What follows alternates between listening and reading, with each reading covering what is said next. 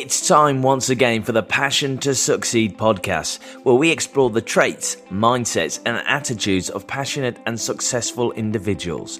This show is for anyone who wants to make a difference, make more money, learn from the greatest minds, and discover how to be more successful in all you do and doing it with a pure passion to succeed. Here's your host, serial entrepreneur, successful author, and the world's most passionate master coach, Craig White.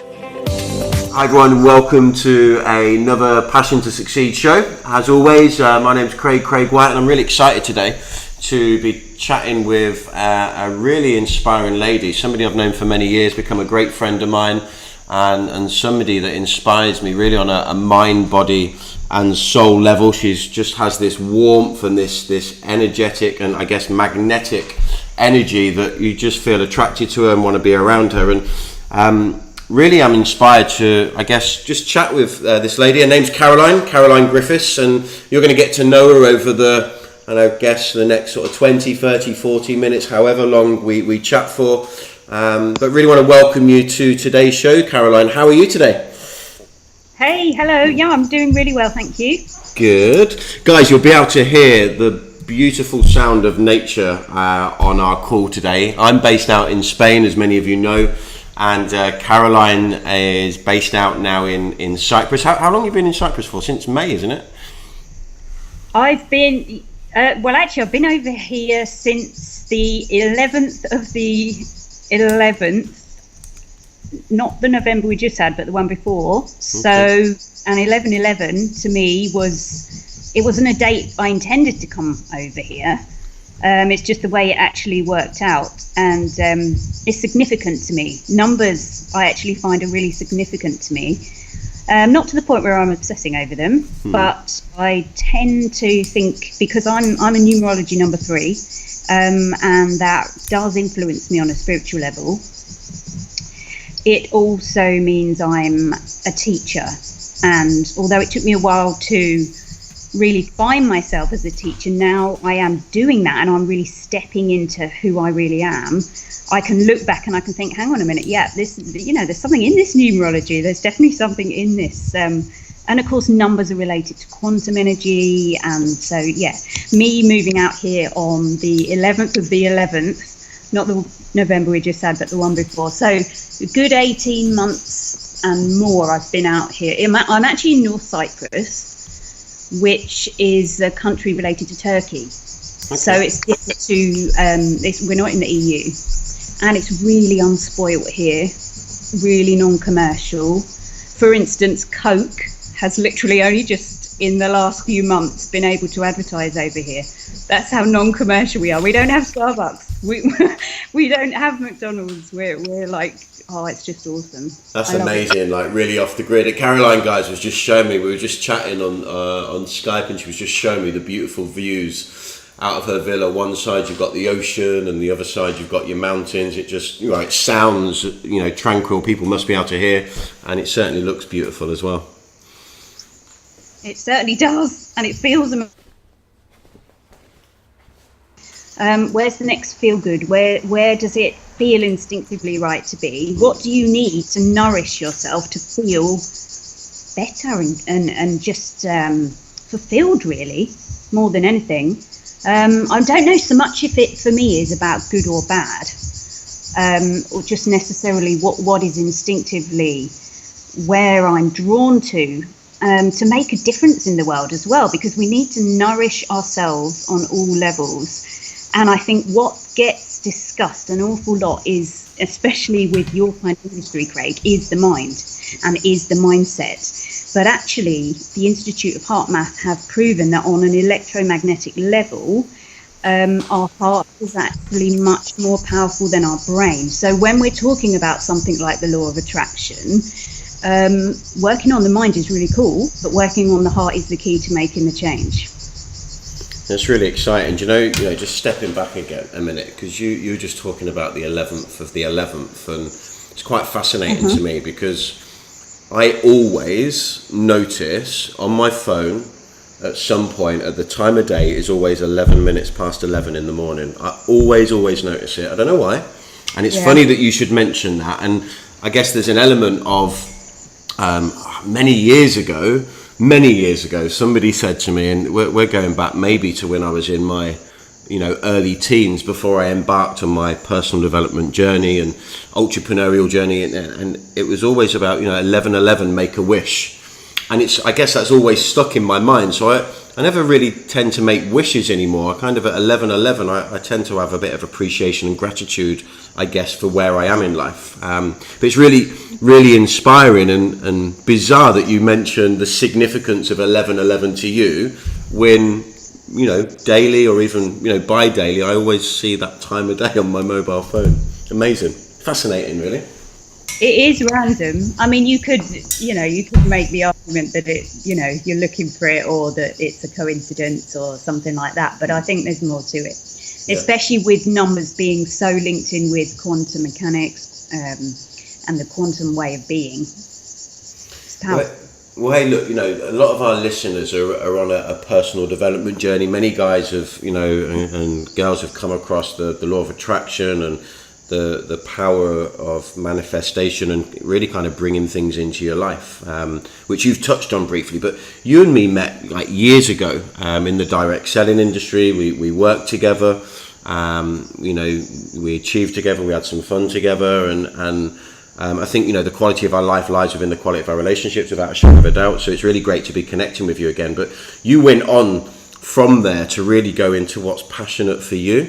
And I know now you're a spiritual dog trainer, and I was looking at your website earlier, and it's kind of captivated me. I mean, I've got a young puppy.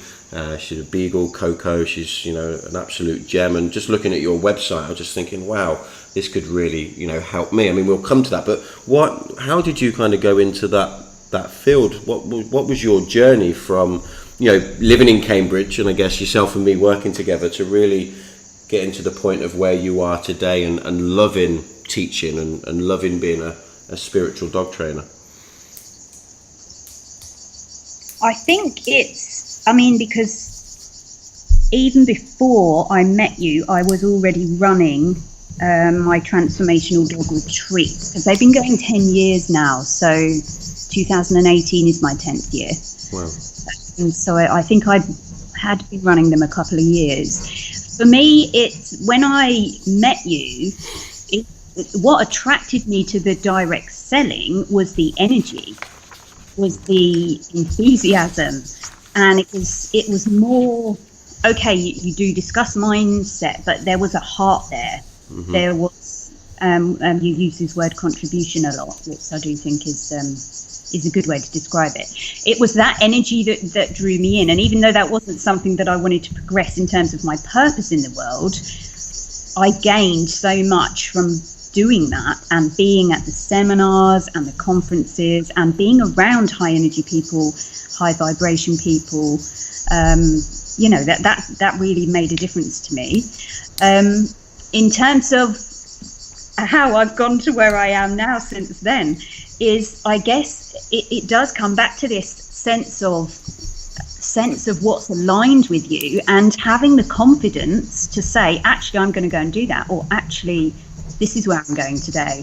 And for many people, it can be as if you're almost, you feel like you best not do that, or you cannot do this because it would influence someone else, and it's not about being selfish so much as saying, actually, this is what's really aligned for me. And I've had to make sacrifices. My family are in the UK. I'm here. So, it's about always coming back to what feels right for you and your alignment. And for me, this is really my purpose. And I always put that first. We're here to shift. And for me, dogs are the means to work with people. I'm generally not working with the dog as such. I'm working with the owner. And dogs for me are largely, the default view of dogs is they're quite misunderstood, because for me, they're actually here to show us equality and show us how to live with the heart. And the general default view of a dog is that they live in a hierarchy, so they don't have equality, and that they're thinking, mind-based beings. Actually, at their true core, they want equality, and they simply reflect our heart-based, mostly subconscious emotions to us. So by working with the dog, the owners change, the owners become more open-hearted, the owners, transform the frequencies of the feelings, the subconscious feelings that they're having, and they find that their world changes. So something you talk about a lot, the law of attraction, I actually tend to call this now law of creation. Have you heard anybody else? I haven't, no. Because from the way that I'm coming to understand it, there's nothing actually out there for us to attract. It's not already there. We literally create it, which may sound a bit far out, but do you understand that? I do, and we have the empowerment to say to ourselves, this is what I would like in my life, and we create that in our reality. So there's no separation in a sense. No, because I guess you're always creating your own environment through your choices and your vibrations and energy that you're kind of manifesting into the world. You mentioned about the sense of alignment that you have, and I think people get lost in the world. And for me, I stumbled into the entrepreneurial world, and I stumbled into a world of personal growth, and it's something that I've become very passionate about, and my continued growth grows through now learning to continue to become more, to give more, but also from that contribution level. I'm learning so much in that, and talking to yourself now, just writing things down, it's really inspiring. But you mentioned that sense of alignment, and I think people get lost in a fog, or they get lost in confusion. I guess many people, I completely agree, people live from the brain more than they do the heart, and I think that really distracts us from living true. And that's, whatever reasons that is, social conditioning, environmental conditioning. I read a great book years ago when I was learning Reiki and meditation and yoga in Thailand. I read this book called The Biology of Belief by Bruce H. Lipton, amazing book. And it was almost kind of confirming everything I was learning from a spirituality with this amazing French lady. It was confirming on a scientific level, and it really did sit well with me that living from your heart is the truest way to live. But people surely in our world today get confused, get lost. There's an element of cynicism where people, I guess, make heartfelt decisions and sometimes get hurt, and then the wall comes up, and this almost prevents, in my opinion, people living from the heart. And I've been there myself. I think we all have these challenges on our journey where our wall kind of grows because our heartfelt leadership in life, or our way of living, has been affected by the wrong people. And how do people, you mentioned that sense of alignment and the confidence to do what matters to you, and the confidence to say, this is what I want in my life. How do people, I guess, press the reset button and discover what their purpose is, or their sense of alignment? How did you, I know you're a firm believer of going with the flow of life and energy, and I totally feel that. But how did you is there any advice or things you can share with people from your experience that could help them get a sense of alignment and start living from their heart in a truer form? I think first and foremost, you need to give yourself space. So whether that means taking yourself off to meditate for 20 minutes every morning, or whether that means, throwing it all in and heading over to another country, or whether that means, a 2-week retreat somewhere, you need to give yourself the space, because for me, this world is just full and full and full of information. There's just literally, you've only got to turn on your TV, turn on your radio, launch your computer, and you are bombarded with information. And information is energy, really. Energy is information. They're the same thing. So you need to give yourself the space to clear what is influencing you, so that you can really start to feel what's inside you. And actually it makes people feel quite vulnerable to do that, but we need to go there. Because it's not until we actually have awareness of the emotions within us that they start to clear and transform. And really that's what we are doing, is transforming them. We're not saying I release you. Essentially we're not saying I let go, we're saying I let in a different feeling. I'm transforming to be a different feeling, because very much even in classical physics, energy doesn't go anywhere. If you clap your hands, the movement turns into the sound, might create some warmth or heat energy. It's if you are feeling, emotions are an energy, they have a measurable frequency, if you like, which I mentioned before, the Institute of Heart Math. If anyone's interested in looking at their work, they do a lot of scientific research into emotions and the heart's empowerment, and how we can make shifts on the planet and in ourselves. And it does start with ourselves. So a long way round of saying I'd say space. Yeah, no, I get that, because you place it down, everybody. So developing that space. Obviously you're over in northern Cyprus now, and we're having a great conversation here without any real disruption with our internets, which is wonderful. And but the space, obviously you still created that space when you were in Cambridgeshire back in the UK. So people still have the opportunity. I talk about a lot. I've recently run some webinar trainings, and really talking about people need to connect with themselves and get away from the day-to-day life and have some me time where they can find somewhere. I used to have a place in Yaxley where I have a home, and there was this beautiful bench by a church under this beautiful oak tree, and you just sat there and you could just see the rolling green lush fields of the UK, and it was such a peaceful place to just go and sit and be mindful and just spend some time with my own thoughts. And I think people, we talked about this, I think, by message a day or two ago, and talk about being in Cyprus, it's away from the stress of and the fast pace of the UK. But even in that fast pace and stress of the UK, people need to be mindful and create this space. You did that in the UK. How did you do it when you was back in the UK? Well, you reduce the amount of information that's surrounding you.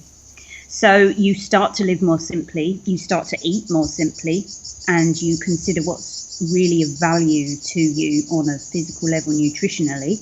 Do you need to eat as much? Do you need to eat the things that are vibrationally unaligned to you? So you start to create that space by reducing what's around you. Doing less. Sometimes it can be, doing less, reading less, watching different things, or just choosing. It's all about choices then, because you're choosing. It might be that you choose not to drink. That might be the key for some people. Mm-hmm. They may not want to put that information, that energetic information, into their system. One thing that I've not given up is coffee. Perhaps next level.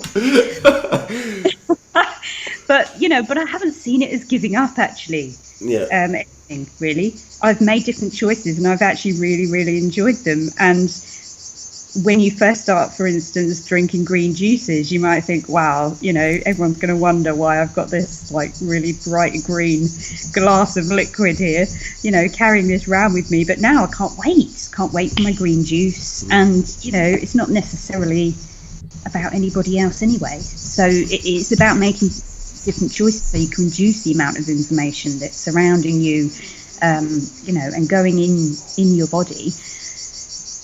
Well, everything's environmental, isn't it? From our social environment, our developed environment, what we consume is what we become, from a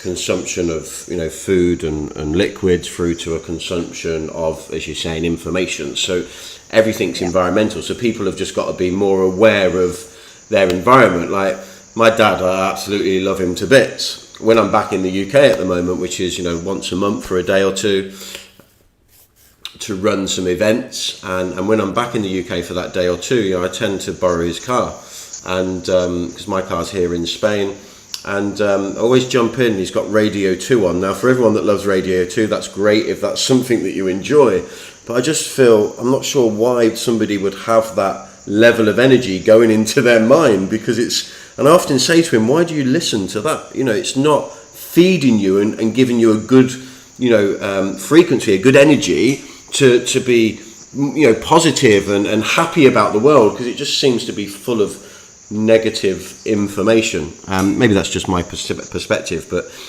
yeah. So on I want to talk about your spiritual dog training, because I was looking at your website and I think it's absolutely fantastic. And for anyone that has pets and has a canine, then I really do feel that you should connect with Caroline on her website. She's got is it 2 books you've got, Caroline? You've got your first one, The Best Dog Diet Ever, and then you've got a new book that's just come out. What's the title of that? That's Imperfectly Natural Canine. It's in the series that Janie Lee Grace, the, funnily enough, BBC Radio 2 co-presenter. She's. I met her at a conference that I organised, which I think you might have been at actually, back in Cambridge years ago, and she must have remembered me because she contacted me and asked me if I would be interested in creating this for her series. She's already got Imperfectly Natural Home, Imperfectly Natural Mother and Baby, and I think Imperfectly Natural Woman, and it was the next step to create something for pets as well. So we've created this together.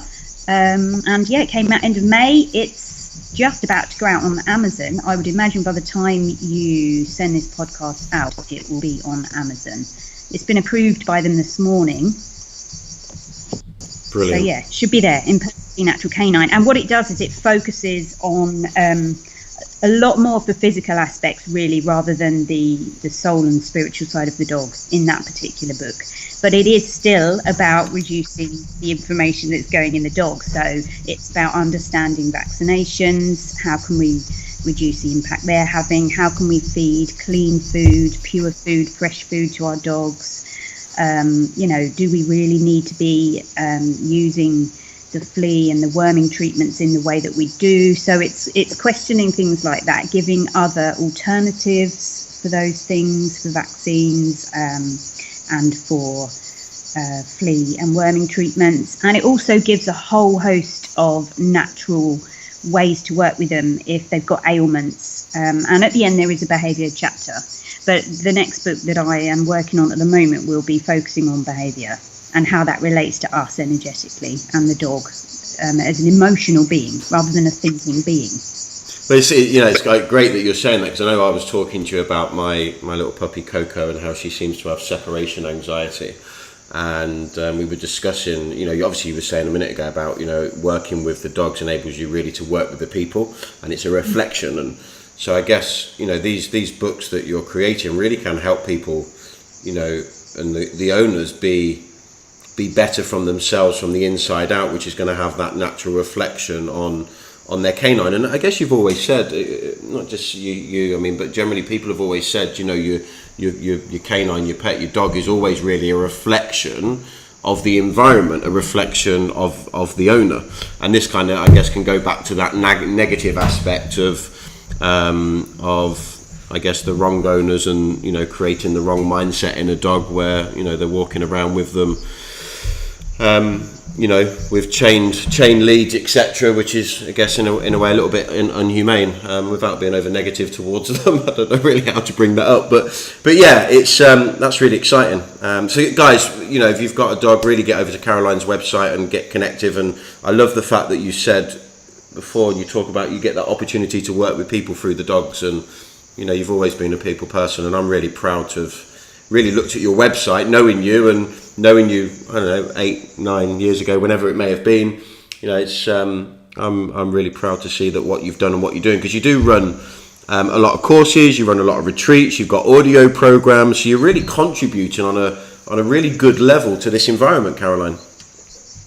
Absolutely. They're still, unbelievably, the only retreats in the world that you can take your dog to. Wow. Even after 10 years. Are these retreats out in Cyprus? Where do you do these? No, they're actually in Wales. Oh, wow. Yeah, they're in, the hills and valleys of Wales, really, yeah. So they're a proper retreat. We barely have phone and internet signal there. So, yeah, totally retreating. And, people bring their dogs. I have roughly 10 people and their dogs on each retreat. And it does transform their lives, absolutely. The feedback that I get is just terrific. I usually do 2 a year. Next year, I'm extending it to 4. Brilliant. Because I'm much busier, really. And it makes sense for me to go back to the UK. I go in May and I go in September back to the UK to run these retreats. And the more people that I can work with, then obviously the greater the impact that you're having.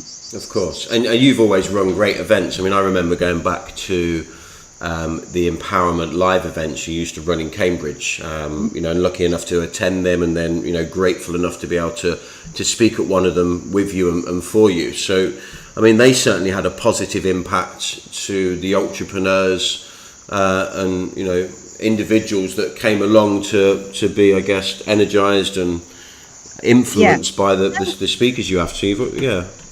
This is one of the things I think it's because for me, when I ran those events, it was always about what do I want to do next? What do I want to learn next? And okay, this speaker lives the other side of the UK, but if I create an event, I make this happen.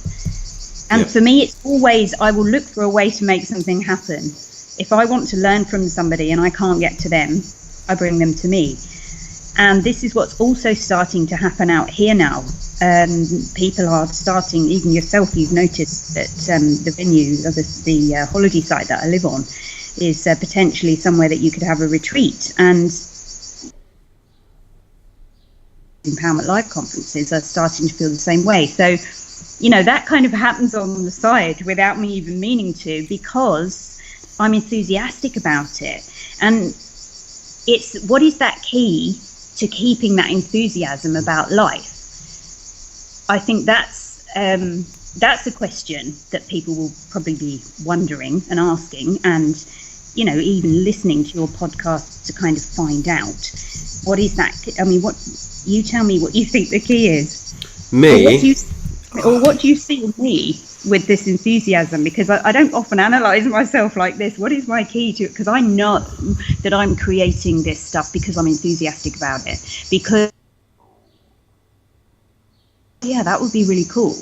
Yeah, we had a little blip in the line. Then we were saying about being enthusiastic about it, and then we lost you.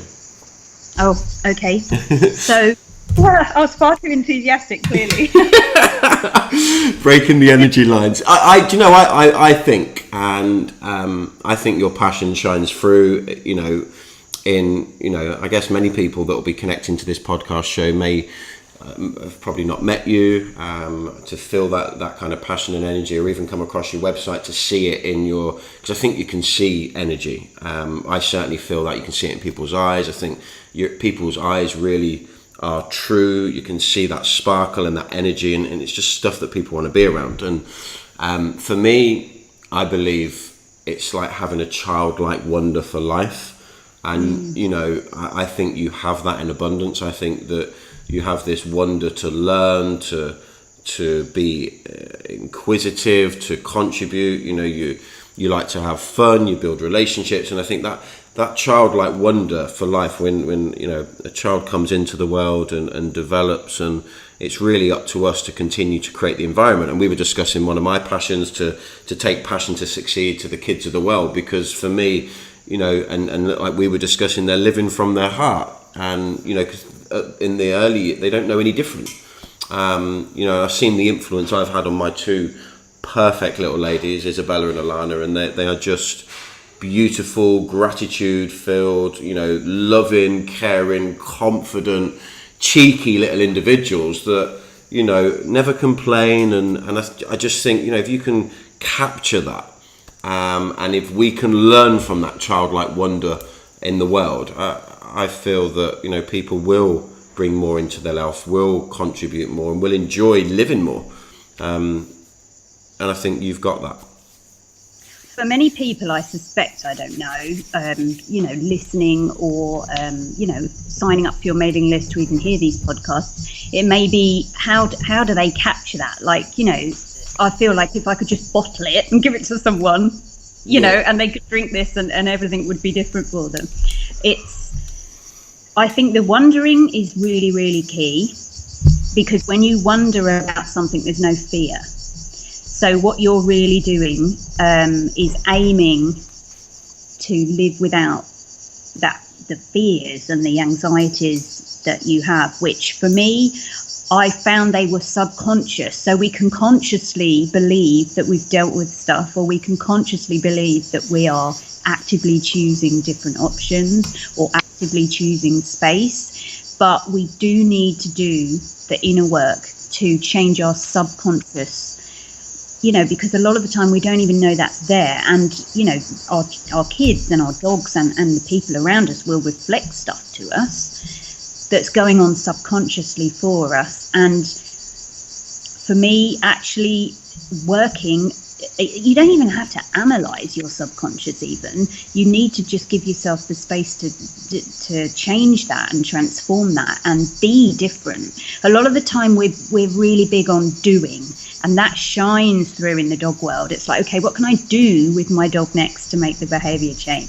What's the next fab thing I can do with my dog?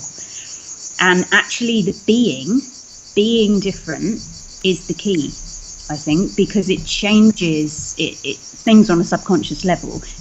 The being is so important, and it seems too simple, far too simple. So people don't necessarily want to do it, but it's in the simplicity that we actually find a different way of being, and we make shifts and changes in our lives. Stuff starts to happen to us. Things will, as you call it, be attracted to us. But what we're doing is we're being different, so we're creating a change in our lives. I think, as you said, it's really it can seem too simple, and people, I guess, expect something a little bit more complex, and I guess almost like what you were saying about bottling up and selling it. I think people want that magic fairy dust. They want that magic wand. We live in that kind of society where, we almost live in a microwave society where we expect instant gratification, instant results, and we expect to drink that phenomenal juice, or take them green tea tablets, or whatever it may be. Whereas it's not so complex. It is a case, as you said, of being almost who you want to be. And I was talking about this on a webinar training I was doing recently, and just discussing about the four key things I think that are influential. Who do you want to be? What would you like to contribute? What's your personal growth, and what do you want to bring to your relationships in life? For me, relationships are key. How do you want to show up in the relationships? Who do you want to be? And a lot of people can often talk about, I read it years ago, and it might have been involved in the law of attraction. And as we were discussing, you create your own environment, and it's almost being who you need to be in line with the things that you want to bring into your life. So, a lot of people might say, I don't know, let's look at a partner. I want my perfect partner, and my perfect partner would be X, Y, Z, and they would have, these skills and these values, and people focus on that rather than focus on who they need to be in order to create the environment to attract that person into their life. And when you're saying about being, and I think that, I guess, gives people a sense of alignment when they're true to themselves. And I'm a firm believer, just listening to you on a couple of occasions, the hairs on my arms stand up. And for me, that's when you're in congruency, when you're in line with energy, because you have them little happy dudes, I like to call them, that are like the endorphins kind of buzzing around your body. And, that's the kind of feeling of being alive. That's that childlike wonder when you have an excitement in the now, living in the moment, and being who you want to be, that sits core with, I guess, your passions and your purpose. It is a journey as well. I remember, years ago, maybe 15 years ago, I was given, or I picked up, or it may have been 20 years ago, one of Tim Freak's first ever books. and it was something along the lines of read this in an hour and it will change your life, or something along those lines. And I remember I read this, and I just thought, wow, okay, I totally get what you're saying. I totally want to be like that, but how do I do it? And then, of course, went on this journey to discover that you're not actually doing something, you're changing how you're being. But it is a journey, but we're very, very fortunate that now lots of people like yourself and I are offering, tools for people so that they can speed up this transformation, and they can speed up the release of subconscious trauma memories or stress or fear, and let in the happiness. Very often I find actually if you let in the happiness, the trauma and the fear aren't there. It just transforms it. So you don't even need to necessarily be focusing on stuff that's wrong with you. There's a great couple, Ariel and Shia Kane. I'm not sure if you came to that event in Cambridge. They're from the USA. But of course, me being me, I was like, that's doesn't matter. I shall make sure that I get them to Cambridge. I looked at their schedule and they were in the UK. So I asked them to come to Cambridge and speak for me. And what was great is they then found a couple that would run retreats for them over in the UK. So they're still coming to Cambridge. As far as I know, they're still coming at least once a year, which is fantastic. But they have a tagline, working on yourself doesn't work. And it's not that everything happens for a reason, it's just everything happens. So they don't encourage people to analyze themselves. They don't encourage people to say, okay, well, that's happened to me, but it's obviously happened for a reason. They just encourage people to say, okay, that's just happened, but what next? So you're not ever analyzing, and that is phenomenal. And it's far too simple, but it works. Totally agree with you, and I think if people, could learn the ability to prevent, stop, change themselves from analysing, it more often than not paralyses people into doing nothing. So you on this journey that you've obviously come on, you've realised that it's not just about doing, it's actually being, and looking for a way to kind of make stuff happen. On your journey, I mean, obviously you've mentioned a couple of people there that have been quite influential. What's really been influential, and is there any basic kind of ideas or philosophies or strategies you can give to people now on top of the conversations that we're having here? Because I think people really get a lot about opening up, creating space, and it's almost like what you're saying about you just have to put happiness into your mind, and it naturally gets rid of the negativity. And it's as simple as saying try to be sad and smile. It's impossible to have sad vibes when you're smiling. And, I think, when people connect with you, they'll notice that you're more often than not always smiling, like a child, a child that's in a happy place. Not suggesting that you're a child, but that childlike wonder, is just always smiling, and it feels good to be happy. And but is there anything that people could take away, how they could, maybe a few techniques of meditation or a few techniques of manifestation that you've learned along your journey that maybe people can, a couple of little basic tips that they can start implementing into their routines of being in the moment? I think music's massive. I mean, I actually listen to a lot of mantras now. Can't think of it. They've crept in. So yeah, changing the vibrations around you, really. So like we've said, getting out into nature, spending time with different people, changing your habits is all about changing your habits, and playing different music, wearing different colored clothes, anything that can bring in a change in vibration to that moment. And, don't get me wrong, there are times when things don't always go to plan.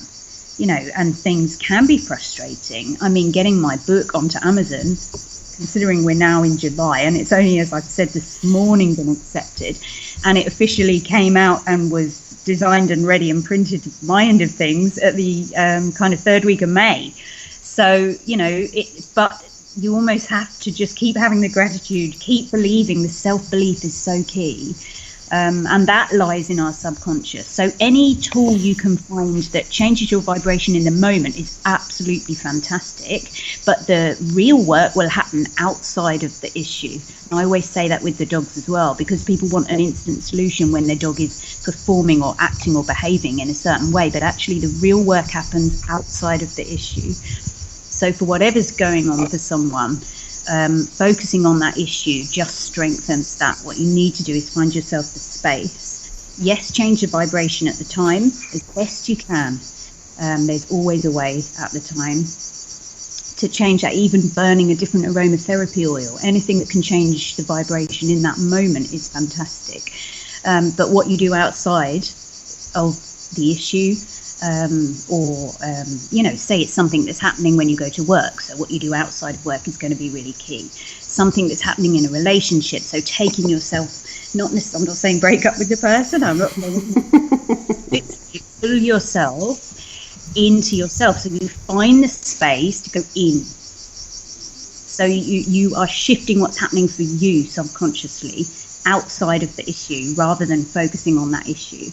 It's hopefully I'm explaining myself well. Yeah, no, I think you are totally, and I really think everyone's going to have enjoyed, our conversation today, because I think, for me, conversations are really where you can, just learn through listening, because it's almost like I think we naturally have this kind of innate human need and desire to be a little bit nosy and inquisitive, and I think sometimes listening to conversations can be really empowering. It certainly has been for me over the years, from conversational audios to conversational books. I think people are really going to have loved today, Caroline, and I know you're always going with the flow, and it's great that we've managed to connect today. I'm so appreciative of your time, and it's great to talk to you again after a few years of random communication to say hi and how you're getting on, but it's really nice to touch base with you and see all that you're doing and everything that you're bringing into the world. And I'm really excited for you, that